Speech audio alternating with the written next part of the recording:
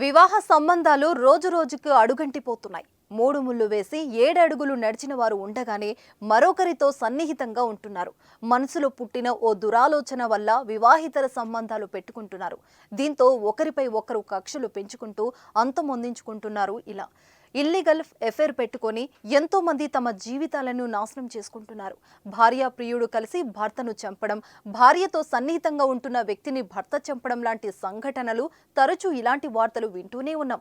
అయితే తాజాగా మంచిర్యాల జిల్లాలోనూ ఇలాంటి ఘటనే చోటు చేసుకుంది. అన్ని రకాల చర్మ సమస్యలకు శాశ్వత పరిష్కారం ఈ శ్రీత 9281458181. మంచిర్యాల జిల్లా చెన్నూరు మండలం కమ్మర్పల్లి శివార్లోని అటవీ ప్రాంతంలో ఈ నెల 13వ తేదీన రాత్రి జరిగిన హత్య కేసును పోలీసులు ఛేదించారు. వివాహితర సంబంధమే హత్యకు కారణమని తేల్చారు. భార్యతో వివాహితర సంబంధం పెట్టుకుని అదే ఊర్లో కాపురం పెట్టిన వ్యక్తిని అతి దారుణంగా చంపేశాడు ఓ వ్యక్తి. ఇందుకు అత్తమామల సహకారం కూడా తీసుకున్నాడు. ఈ కేసును లోతుగా దర్యాప్తు చేసిన పోలీసులు 4 నిందితులను అరెస్టు చేసి వారిని కటకటాల వెనక్కి పంపారు.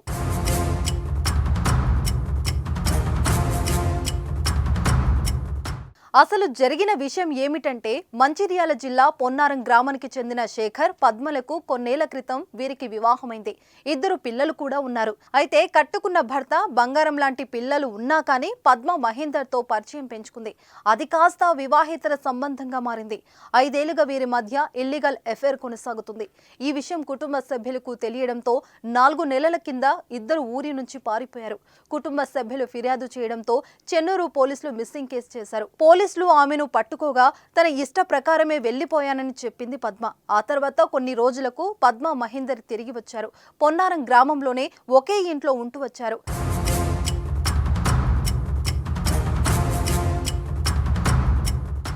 అయితే నెల క్రితం పద్మ మహేందర్ మధ్య గొడవ జరిగింది. దీంతో పద్మ కమ్మర్పల్లిలోని పుట్టింటికి వెళ్లిపోయింది. మహేందర్ అక్కడికి కూడా వెళ్లి గొడవ పడ్డాడు. ఈ విషయాన్ని పద్మ తల్లిదండ్రులు ఓదేల్, సుగునక్క ఆమె భర్త శేఖర్ కు చెప్పారు.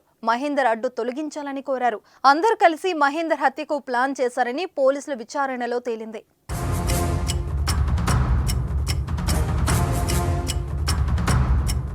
ప్లాన్ ప్రకారం పద్మ మహేందర్ కు ఫోన్ చేసి తన పుట్టింటికి రావాలని పిలిచింది. దీంతో కమ్మరపల్లికి వెళ్లాడు మహేందర్. పద్మతో పాటు భర్త శేఖర్, ఆమె తల్లిదండ్రులు ఓదేల్, సుగునక్క కర్రలతో మహేందర్ తలపై కొట్టి చంపారు.